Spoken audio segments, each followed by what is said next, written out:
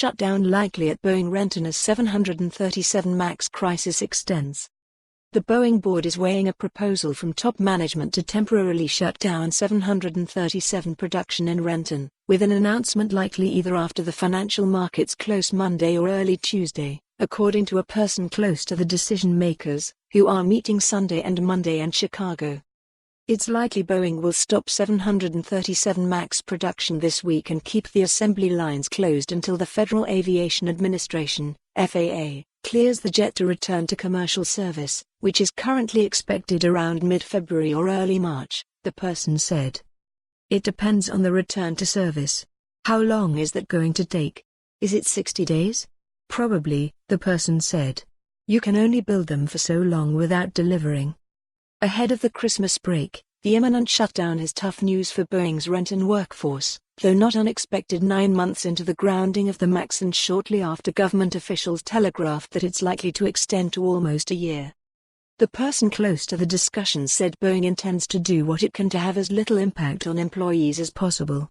He said the company will transfer some of the roughly 12,000 people who work in Renton to other production facilities in the region, including the Auburn parts plant and the Everett widebody jet plant.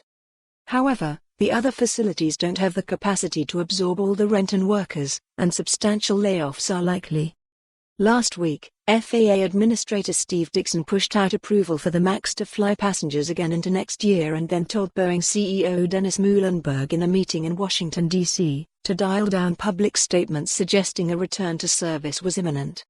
Privately, officials identified mid-February as the new target for FAA clearance, assuming no further slips in the schedule. It's unclear if Boeing will continue production of the 737-based Navy anti-submarine plane, the P-8, which is built on a separate assembly in Renton and based on a model prior to the MAX. However, that is a low production line, rolling out just 1 or 2 planes a month.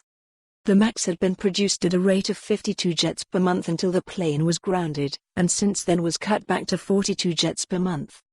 The impact of a MAX shutdown would ripple out through Boeing's 737 supply chain and would idle aerospace workers across the nation and internationally. Among the most affected suppliers is Spirit AeroSystems of Wichita, Kansas, which assembles the MAX fuselages and sends them to Renton by train. Another is FEM International, a joint venture between GE and Safran of France, which builds the jet's new LEAP engines at facilities around the U.S. The current discussions around weighing a Renton shutdown were first reported Sunday by the Wall Street Journal. Boeing in response. For more on this story, visit the news article link.